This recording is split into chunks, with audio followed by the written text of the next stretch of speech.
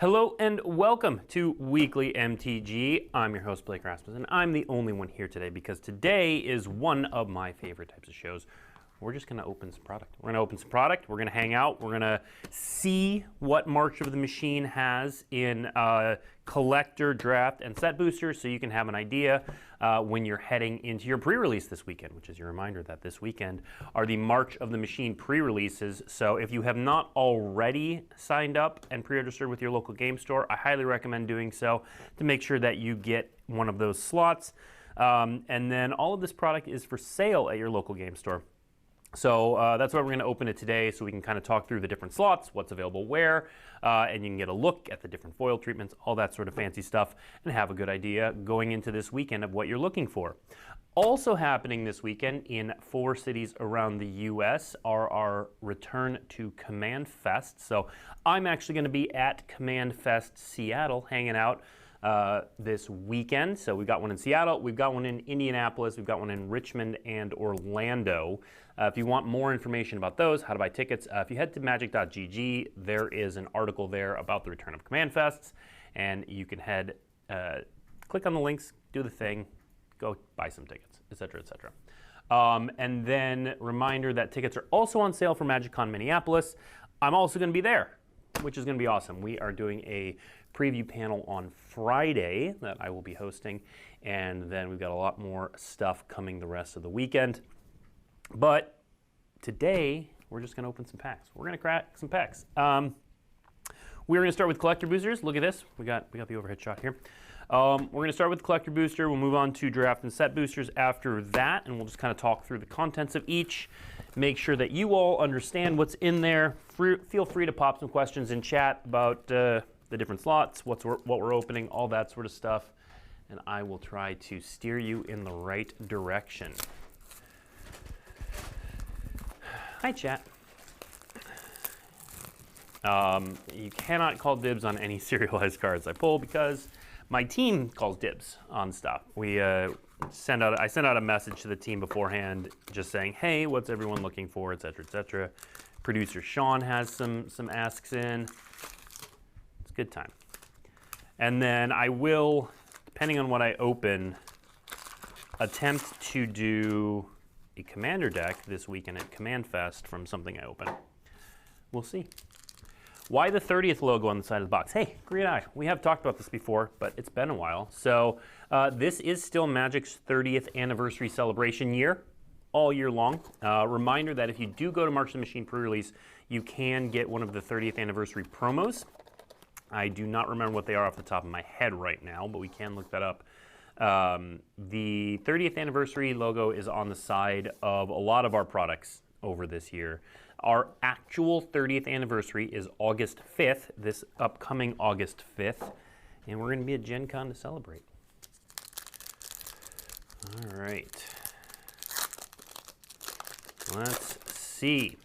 All right, so I'm going to talk through the slots as we go through this. So it's going to start off, every one of these is going to start off with 5, the whole pack, not the whole pack.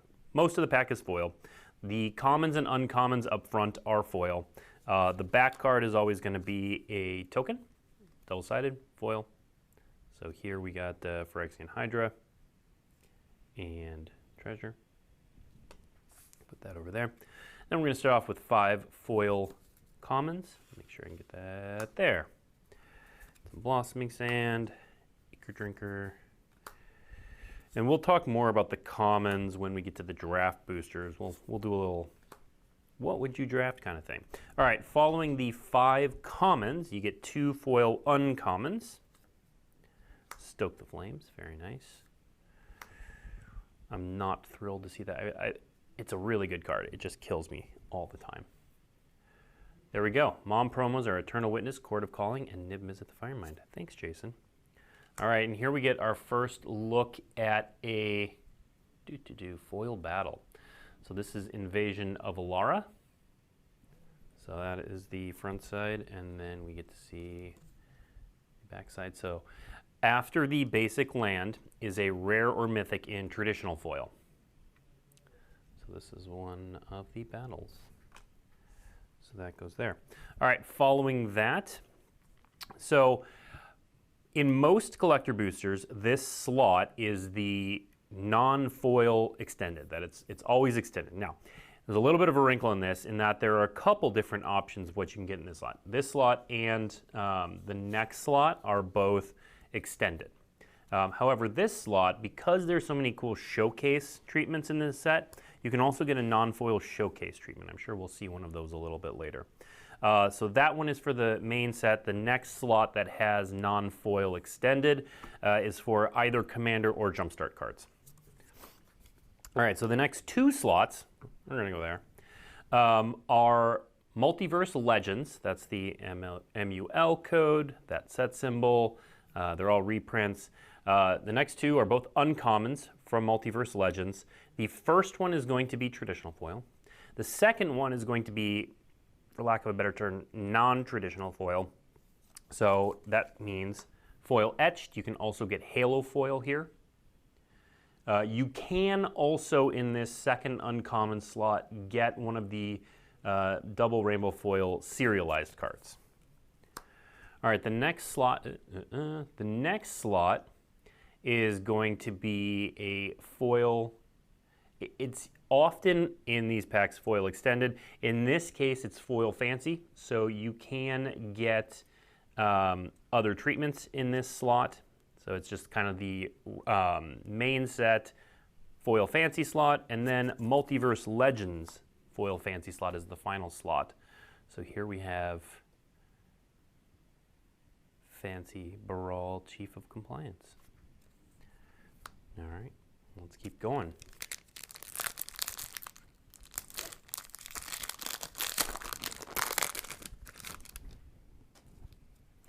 All right, again, 5, 1, 2, 3, 4, 5, 2 uncommons, Phyrexian Gargantuan, Invasion of Kamigawa. Here, we'll put that up. I think the battles are worth taking a closer look at. And then it flips.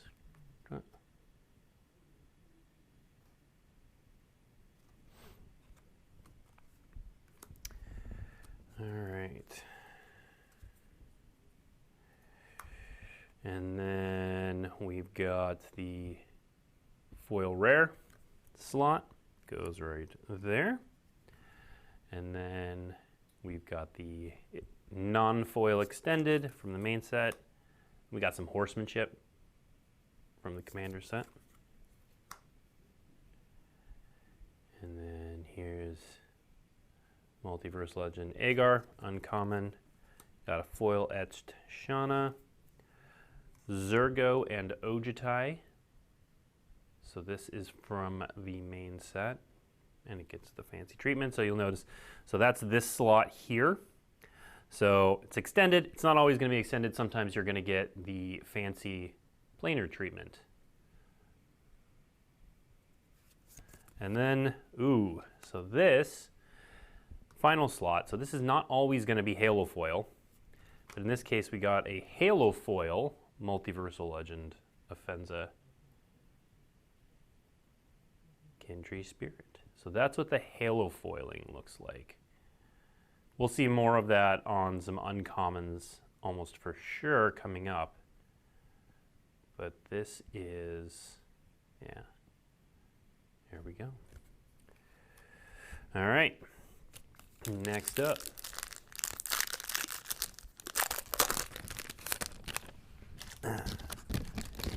Here. All right, again, token on the back. Whoops, might have already seen what that last card is. All right, we got, and I will note here the common slot can have the basic lands in it too. The non-full basic lands. 1, 2, there's another one, 3, 4, 5. 2 uncommons. And again, of course, be double-faced uncommons. And then, of course, is there a Multiverse Legend in every pack? Yes, there is. All right. Rare Mythic, in this case, Hoarding Broodlord.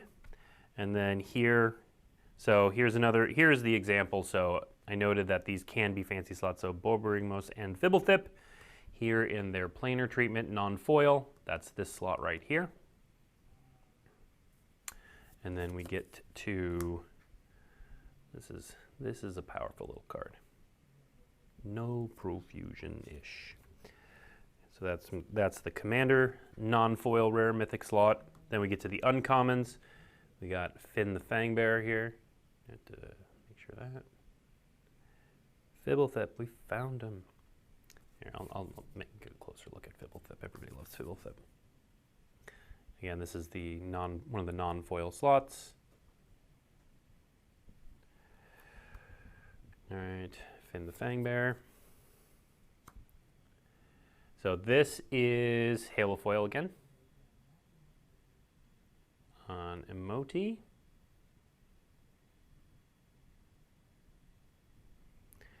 And that's, again, this slot here, the second uncommon slot. Here's an Urbrask. So that's the main set rare mythic fancy slot.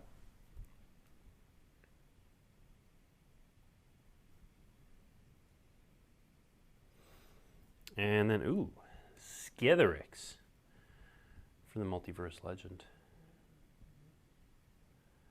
That's nice. All right, is the illustration for Baral foil 2. So here's the Baral again. And the foiling over the art is definitely lighter than the rest of it. All right. Next. Oh yeah, the Urbrask Saga. So backside of it. Gotta show the backside.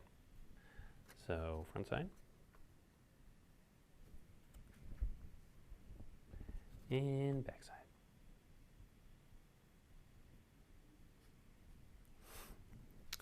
All right.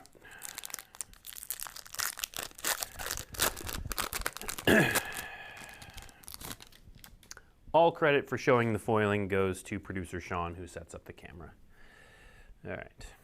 Tokens, incubator tokens. So I actually should show these because these are going to be pretty useful in draft because they are, now they're double-sided tokens, which is normal for collector boosters, but they are actually double-sided tokens all the time because mechanically they are. All right. Let's do some comments. 1, 2, 3, 4, 5. We got 2 uncommons. Elspeth Smite, change the equation. Got a forest here. And we got Urbrask as a straight rare. Might as well look at the back side of that one as well.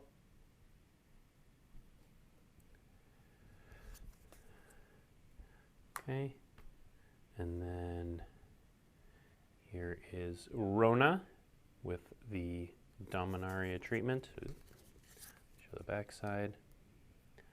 Rona Tolarian Obliterator.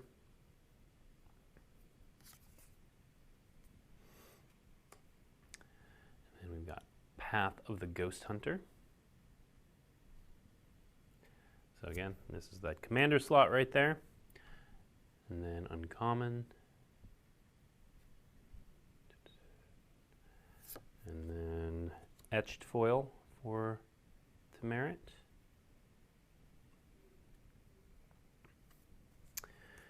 And then main set foil fancy rare mythic.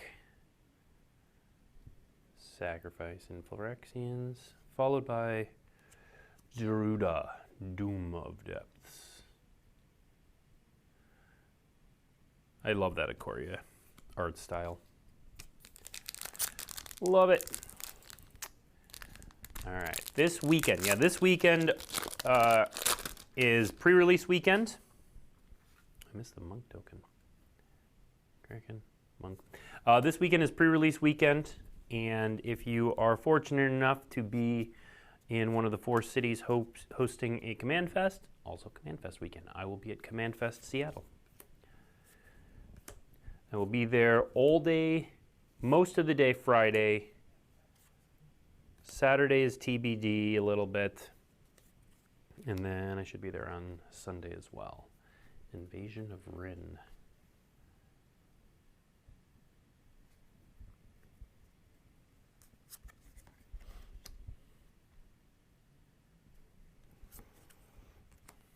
Okay.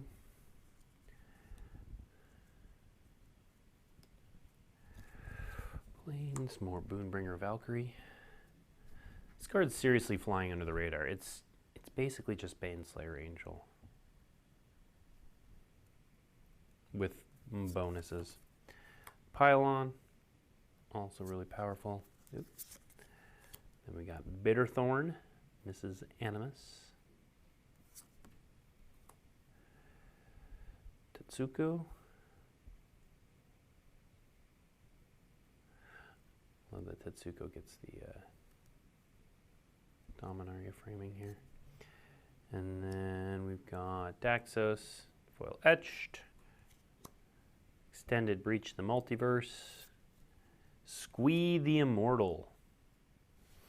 And that is our first foil etched, but you can get them in that last slot.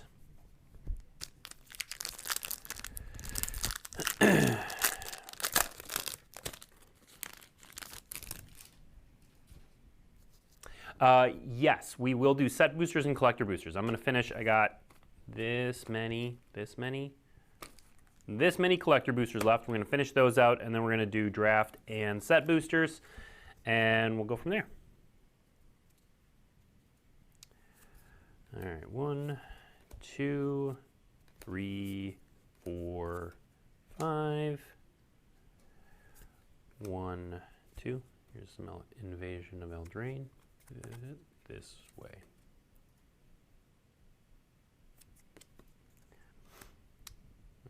Island. City on Fire. Triple damage. So that's the rare or mythic foil. And then the non-foil, call it non-foil fancy slot, I guess. Galta and Mavrin. And then Commander non-foil fancy. Emoti in traditional foil, followed by Jury, Master of the Review in etched, Errant and Giada. Also love that S&C treatment.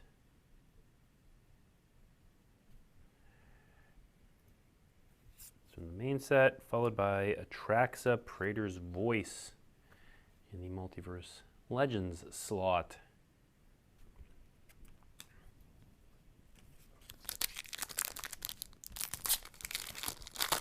Yeah, the new one for Ixalan that they created with this set is really cool. All right. Finish these out. All right, 1, 2, 3, 4, 5. 1. Invasion of, oops, let's get that. There we go. I like the little double-faced ability, transformed permanence. You control a trampling ward. Kind of want to do something with that. We'll see. Here's an Ozolith, traditional foil, rare mythic from the set. There's an Ozolith, that can happen. Not often, but it can happen. And then this one is from the Commander sets. Renata, Uncommon Multiverse Legend. Emoti, Foil Etched Multiverse Legend. We're opening all the emotis today. Into the Fire is the fancy slot main set. And then, ooh, that is a Halo Foil Thalia Guardian of Thraben. That is pretty. What is backup? Great question. So backup is a mechanic in this set that you're going to see a lot here. So basically what happens is you play a creature with backup and you get to put a +1/+1 counter on any creature, on target creature. You can put it on itself. If so, it just gets the +1/+1 counter. Nothing much else happens. If you put it on another creature, then that creature gets all the text from this card below the backup ability. So if you cast this and put a backup counter, put the +1/+1 counter on Aetherblade Ancient, it would be a 1/1 with Death Touch and Double Strike. The Double Strike only lasts until end of turn. The +1/+1 counter is permanent. That is an overview. If you want to know more, there is an article titled March of the Machine Mechanics that will jump into it. If you want to play in a pre-release this weekend, you definitely should know what backup does.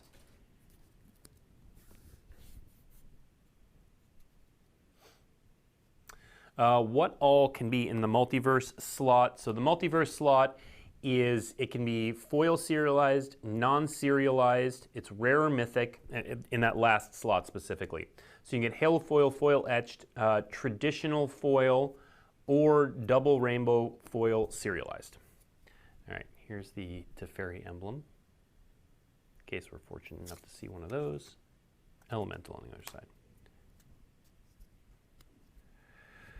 All right. Is the Ixalan treatment returning this year? We have not revealed that yet. But it sure would be a lot of work to create that new frame and then not use it again. Sure would be. All right, 1, 2, this one. If you don't get the joke on this one, there is a Filigree familiar, which was 3 artifact, colorless, Fox, 3 colorless mana, 2/2 when it comes into play. Or no, when it dies, you gain 2 life and draw a card. Anyway, cute little fox, got Phyrexianized. Everyone was sad. I love that this card adds colorless and blue. It's just so weird. Just so weird. All right, Invasion of Lorwyn Plains. All right, begin the invasion. Now, okay, so I think this is the first one of these, but it is a good example. So this foil slot here, which is traditional foil, rare, mythic, can have commander cards in it. So that's what this begin the invasion card is. This is a set booster commander card.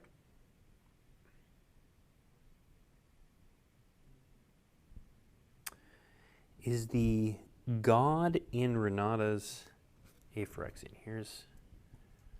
I honestly do not know what that is. I'd have to check the art description. So anyway, you can get commander set cards here. All right, Glissa. Oops, there we go. Non-foil, Glissa. So again, that shows it's not just the extended. You can get the different planar treatments. Pain Distributor. We get Daxos, Blessed by the Sun. Sure does look like they're fighting a Phyrexian. I would not be surprised if that's what it is, but I would have to check the art description to be sure. All right, and then we get Jury, Master of the Review in Halo foil.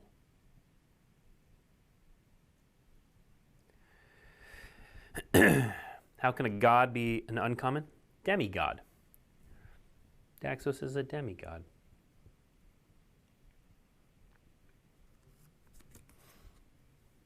Ooh, Rashmi and Ragavan. Maybe this might be what I have to build this weekend. We'll see. I'm eyeing a couple options. And then Atrice, Oracle of Half-Truths for that last line. All right, 4 of these.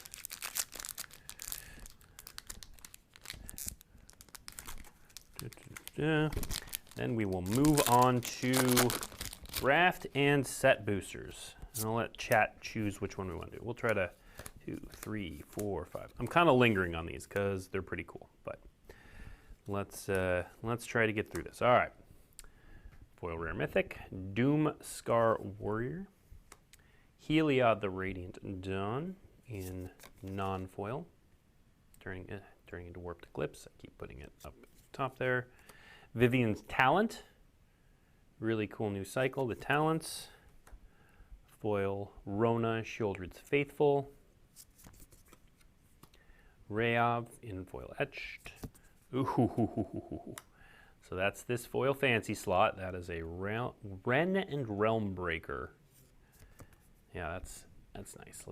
We are going to come back to that last card, but yeah. Yep. And then Arya, First of Locthwain in the storybook frame.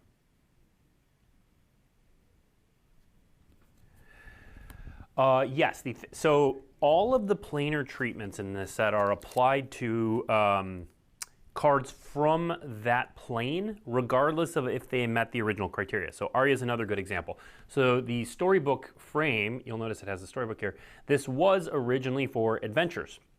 And so it was split down the middle here. On the left side of the book was the adventure, and on the right side were the creature's abilities. This, the frame was adapted to be able to do anything. So any sort of frame for this does not necessarily follow the rules of the original frame. It just, in this set, it just means that they're from that plane.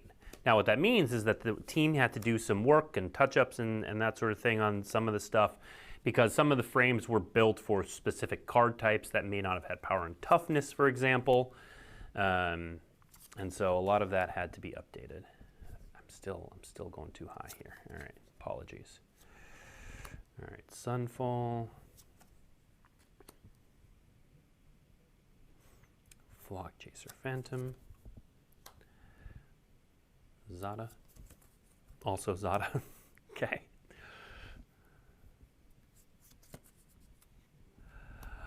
Knight Errant of Eos. Another Convoker. And this is the first Ravnica frame. This one was also created for this set. Aurelia the War Leader. All right, 2 more, and then we will get into draft or set boosters. So here, Ren and Realm Breaker. This is the emblem.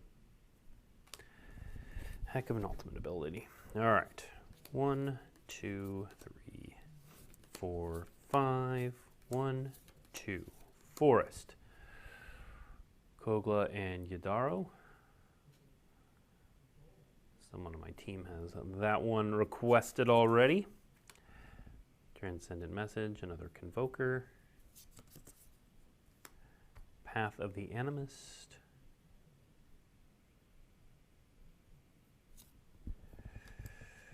Rayav. Yeah, so same thing you'll notice with this. This in Kaladesh was used on inventions, which were all artifacts. Rayav is none of those things. Yargle. Foil etched. Ooh, Baral and Kari Zev.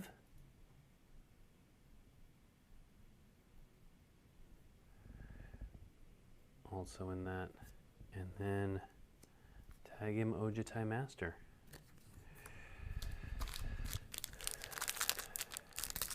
All right. Can you show off the Aurelia a little bit more? Yeah. Yeah, so that is that foil frame. Ravnica. Yeah, and this is Ravnica did not have a special booster front frame the last time we were there, or any of the times we were there. And so this is new. Looks really good.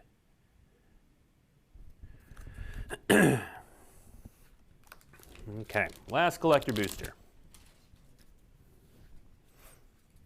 We got Night Token. You'll be seeing a lot of those in draft. Sealed.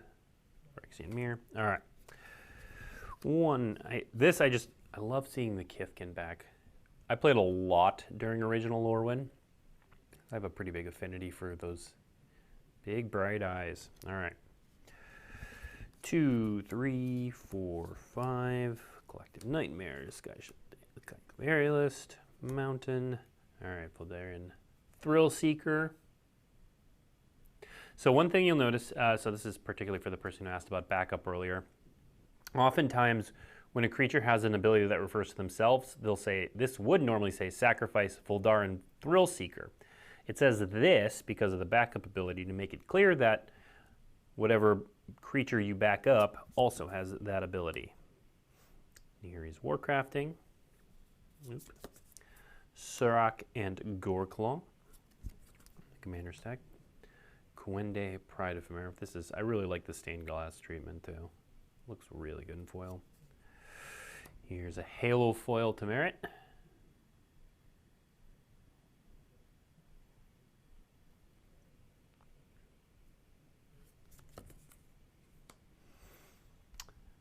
Moira and Teshar. Phyrexian Spirit Bird.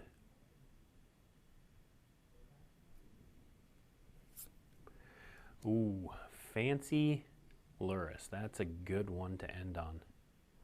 Yeah, I really like that Ikoria art style. All right. So, let's set the collector booster stuff aside. Pretty as it is. All right, chat, would you like to see draft boosters or set boosters next? Draft boosters or set boosters? Got them both. All right. Let's pull them up. I see set, draft, set, draft. Oh, wow. That's kind of 50-50. Slightly more set. Slightly more set, says producer Sean. All right, we're going to do set, and then we'll do draft. So we're not going to not do draft. So everyone who voted draft booster, we are going to do draft booster, and we'll do like pack one, pick one kind of stuff too. So, all right, set first, but we're going to do both. All right, make sure I have this ready to go so I can speak intelligently about. All right, so again, to answer a question that was in chat earlier, so set boosters, draft boosters, collector boosters, all of them have a multiverse card in them. So these will have one slot that is a multiverse legend, and it can be uncommon, rare, or mythic. But there are also, you can get double-face commons and uncommons, battles, a couple wild card slots. Oh, and then here's that lovely First Mate Ragavan token.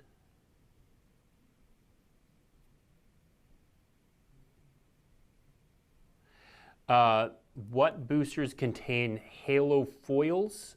Collector boosters. I believe it's just collector boosters. Let me double check that.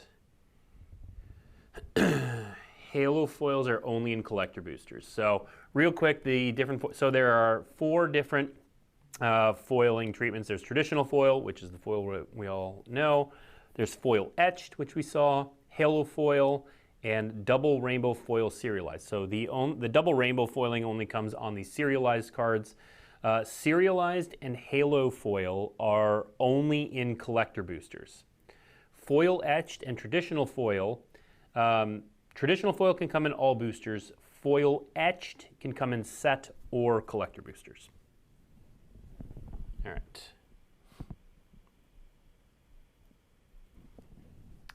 Why so many variants? It's kind of hard to follow. Yeah, I mean, we've talked about this a few times. I think interestingly enough, the best example of this for me, and I'll get to this in a sec, but I do want to talk about this, was during Phyrexia All Will Be One. So we heard a lot of feedback that there were too many versions of Elishnorn. We made a bunch of different versions with a bunch of different art, foiling, et cetera, of Elishnorn. The feedback was well received. Certainly, we've talked about it and all that sort of stuff. But the thing I noticed when we revealed that is that people thought there were too many versions, but then so many people were excited about each of the different versions. And so it's hard to say, okay, well, let's not do that version, because then all the people who were excited about that version are, a little sad. Not that they, if we didn't do it in the first place, they wouldn't know it exists, blah, blah, blah. But, we're trying to, one of the things Magic has done over the years is try to diversify its products a little bit more so that there's kind of something for everyone, or at least as many people as possible. And so, sometimes that pendulum swings too far one way, sometimes it swings back. But the goal, basically, the overall goal is to give people things that they enjoy and love. And sometimes that can lead to some confusion. Definitely known, definitely acknowledged, but at the same time, it can lead to a lot of joy where people find that version that they really like.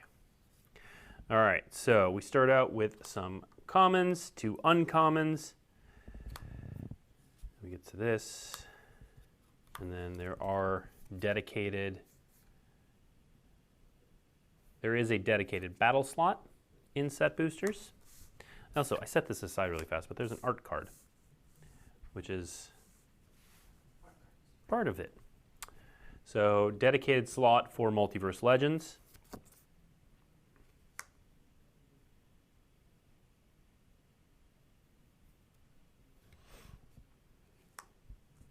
You can get multiple Multiverse Legends, as you'll see here. Rare Mythic. Look at that. Foil.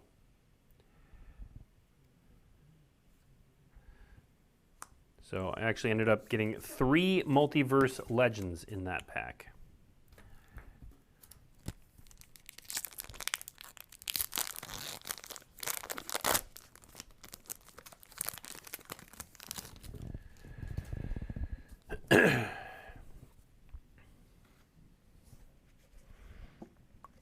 You know, the people talking about there being too many versions often are, you know, we get that feedback from stores sometimes, not because they don't like them, but because it can be difficult to track them all and they have to sell them and know which version is which to make their customers happy, and that can always be challenging. You can get foil swamps here, or foil basic lands, not just foil swamps. I do love this one with the Phyrexian symbol there. And so I get that. It makes sense. Show double side. Phyrexian rat. All right, then you get your battle. Then we get Multiverse Legend. More Multiverse Legend.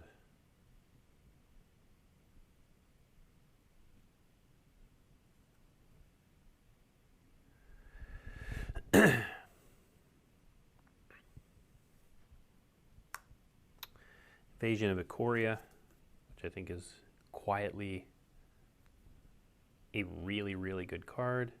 We also get to meet Zilthora. And then the foil's Protocol Knight. Oh, and look, the list. That's a pretty good list card, actually. So for those who don't know, in the set boosters, there's a slot that can have cards from the list.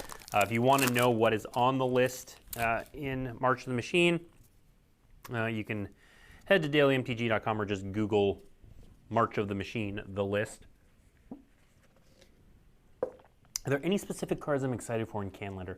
You know, I haven't done my Canlander deep dive on this set yet. I'm kind of waiting, like everyone else who plays Canlander, waiting for the North 100 set review to tell me what I should think. That's not true. There are a lot of cards I'm excited with. I tend to be the type who gets excited about cards and then tries them in Canlander and seeing if I can make them work. I have been playing a 4-color lands deck for a while that I think has some potential. Ooh, fancy Emery. That the new Ren card, Ren and Realmbreaker, might be a thing. Oh, so this pack's just all kinds of sweet stuff. Zerta. Okay, that's because I got ahead of myself. There we go. No, this was here. And then foil and token. You'll see. Double side. So no, Ren and Realmbreaker is the one card that I definitely was like, okay, I want to try this in Canlander. The Convoke black rare removal spell, I mean, it's just a good card. So that might get a spot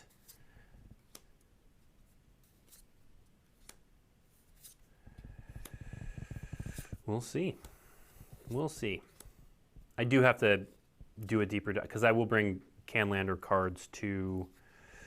I'm all over the place. Canlander cards to Command Fest this weekend.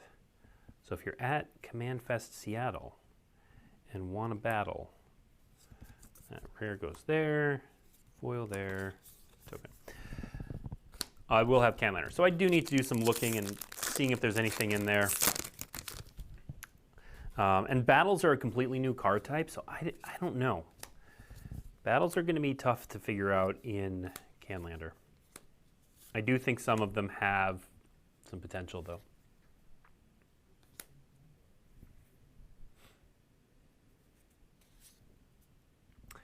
Please show the other side of battles. Yeah, I can do that.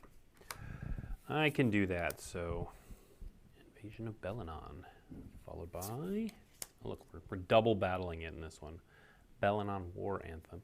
So there's some, you'll note I'm getting kind of mixed up in here. There are 2 wild card slots that have a number of different options.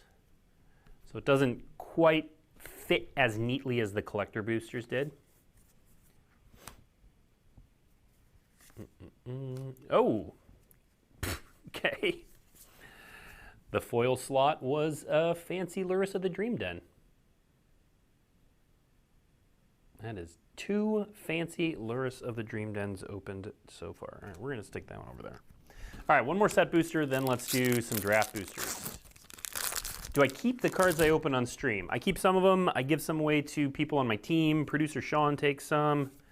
We give them around, and then whatever people on my team don't pick, we have a pile, and we let people kind of go through them and grab what they want.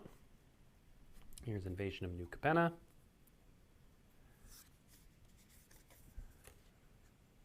Holy Frazzle Cannon.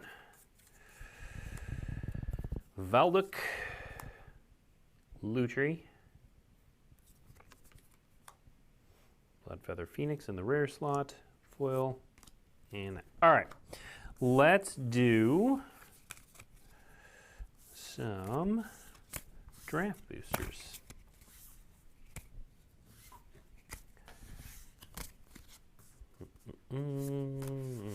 These over here, this over here, this over here. All right.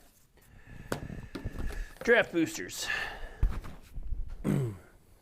I have not drafted this set, full disclosure. I used to be in a position where I had time to participate in play tests and get the draft sets beforehand. I just do not have the time anymore.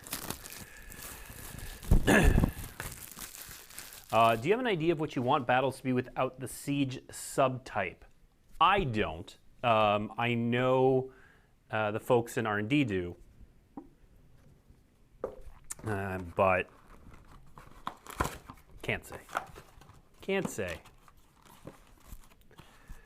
All right. All right, draft boosters. So, draft boosters, what we all know and love. Now, draft boosters are, you know, the most familiar to a lot of people, although a lot of people do head towards set boosters as well, but the format is most familiar. However, draft boosters do have a few wrinkles because they have a few slots that are always a certain thing. So the slots that are focused are, there is a double-faced slot, so any double-faced card. And then there's also a double-faced battle slot. So you will always get a battle. Then there is also a multiverse legend slot. It is hypothetically possible to get 4 rare or mythics in a single draft booster. Not going to happen very often, but it is hypothetically possible. All right. Flitting Gorillas, Volcanic Sprite, or Spite, early lead, Traxxas Fall, Protocol Knight. Let's see, make sure I'm staying in view here. Etched Host Doombringer. Yeah, okay. Thrashing Frontliner, Scroll Shift, Converter Beast, Artistic Refusal. We're into the uncommons now. Sandstalker Moloch. Bonded Herd Beast. So we're now double-faced slot. Followed by... make that go away. Followed by Battle Slot. Battle Slot. Followed by Rare Mythic. Followed by Multiverse Legend. And then there's also a slot that is either a basic land or a dual land. All right, so looking at this, Guardian of Girapur is very strong. Obviously, it's a 3/3 flying angel. It blinks a creature or artifact. You know, it can technically, for example, it could blink a battle. So like this Holy Frazzle Cannon, you can blink it. Comes back as Invasion of New Capenna. Invasion of New Capenna is strong but specific. I think now Volcanic Spite is also very strong. So it's a strong removal spell. It can hit a creature, a planeswalker, or battle for 3, and you get to stick a card on the bottom of your library and draw a new one. So, how do you display a tapped battle card in paper? Personally, there's no specific way. Personally, I'd do it like this. But it's up to you. It's up to you. People tap things. Okay, so I would pick Guardian of Girapur, I think. It's a 3/3 flyer for 3. The blinking is kind of a bonus. You know, interestingly, it can blink other angels if that comes up. I think I'd go with Guardian of Girapur. I want to have you or Gavin open the Run Ring just to have enough comments to be reading for a month or so about it.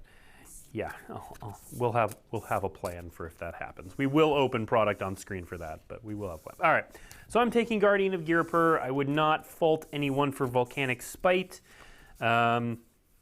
And then I think third is probably Invasion of New Capenna, which is powerful, but commits you to 2 colors. So I think that's what I'm doing with that first one. All right, next draft booster.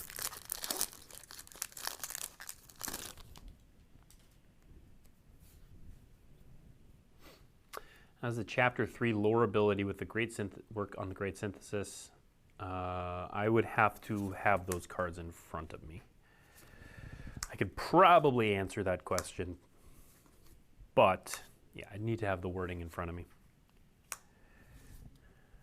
All right, let's see. Nothing.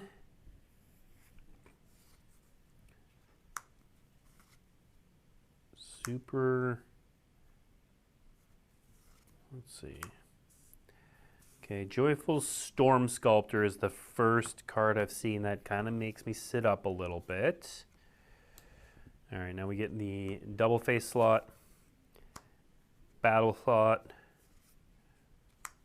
rare mythic, multiverse legend, land. All right. I don't think that there's an obvious, I think this pack is a little lower powered than the previous one. Remind myself what's in the back of here. It's just a 4/3 trampler. Invasion. The most powerful card is probably Invasion of Moog. Actually, it might be Joyful Storm Sculptor as well.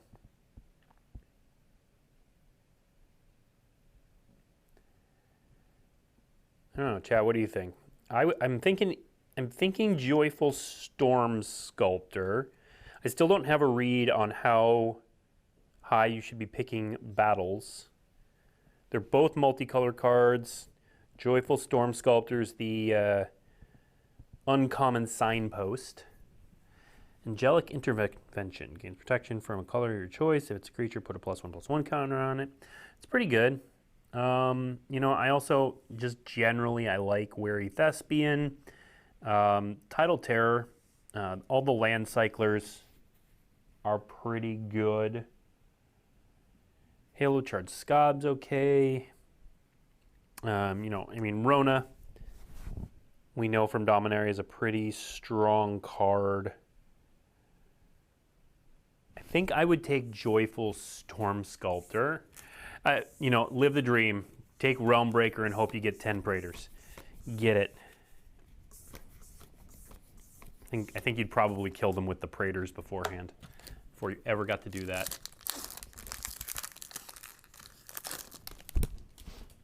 All right, we got Thunderhead Squadron, Convoke Flyer, Blighted Burgeoning, Incubator, Etched Familiar, coming in hot, Sunder the Gateway,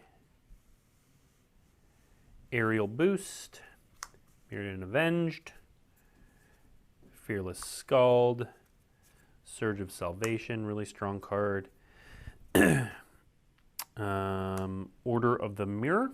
That's the back side of that one. Creature flanking.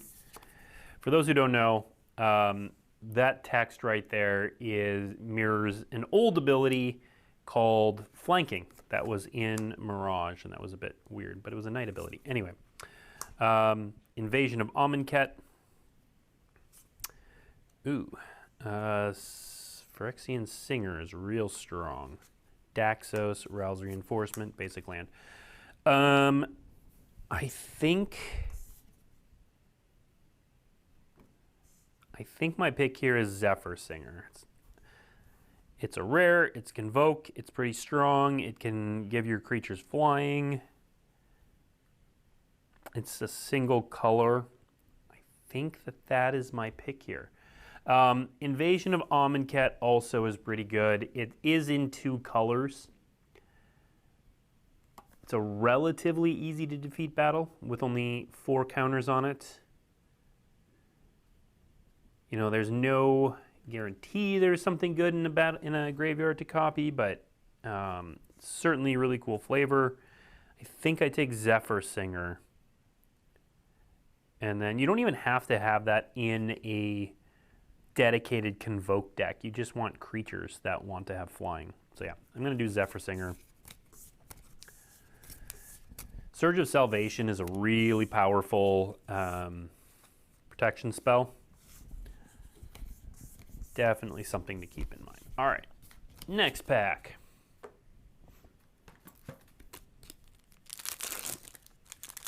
Yeah, the rare just seems really, really strong. All right.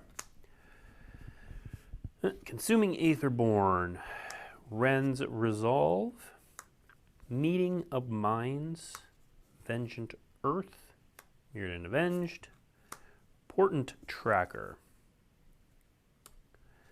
Bola Slinger, I love Portent Tracker, Xerix Strobe Knight, another strong card, Phyrexian Censor, that's a strong constructed card.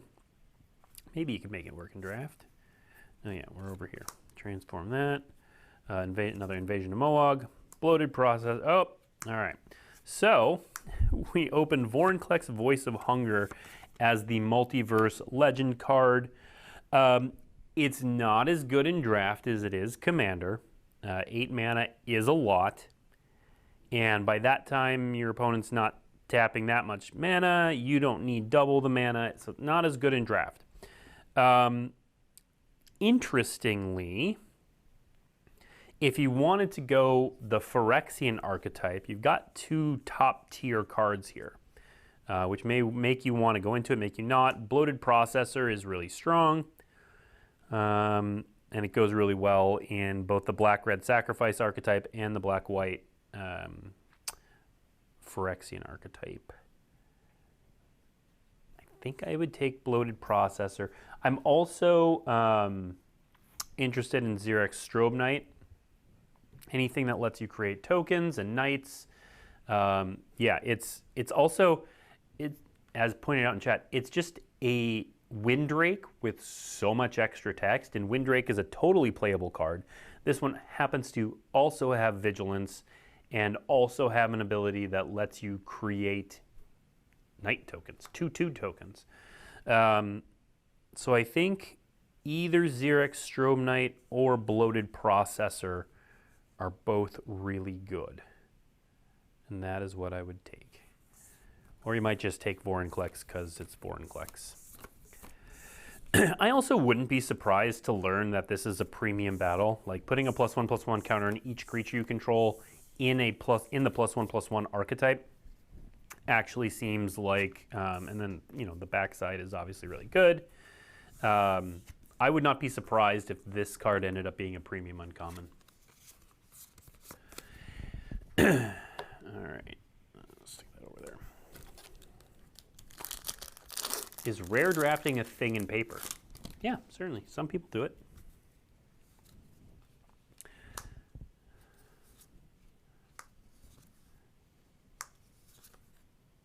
All right. Rouse Reinforcements, to me, is one of the commons you're going to want to pick up pretty high. It does a lot of different things, especially in that blue-red archetype. But it works really well in also the black-red sacrifice archetype. Speaking of, Stormclaw Rager is completely insane. That card is the Signpost uncommon for the black-red sacrifice archetype, and it is really good, mostly because it says draw a card. Now, it does have activate only as a sorcery. A lot of these sacrifice cards usually have the ability to do it as an instant for a minor effect. This is a much bigger effect, so not a sorcery.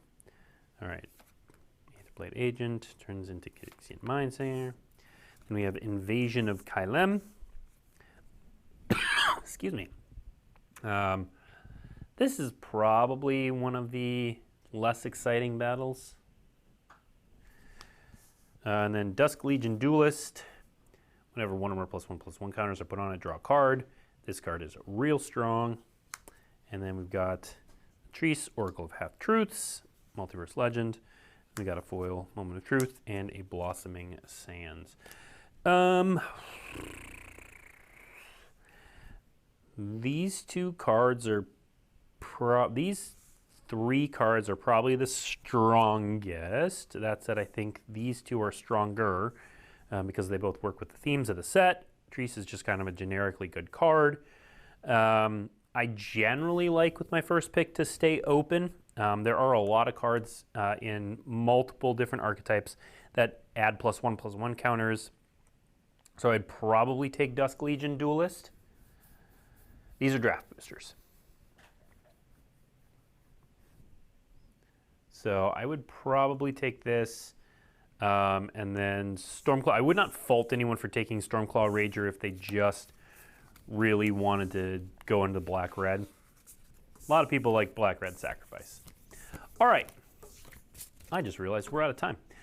That is our show for this week. I am going to be off next week, but we have a really exciting show because Gavin Vere, Melissa DeTora, Chris Peeler is going to be stepping in for me, and then a new member of my team, Diana, will all be here to play Commander. They're going to play with 4 of the March of the Machine pre-constructed decks. They're going to do it on stream here next Tuesday, same time, show off those. So if you don't pick one up this weekend during the pre-release, you'll get to see those in action next week. Thank you very much. We'll see you next week.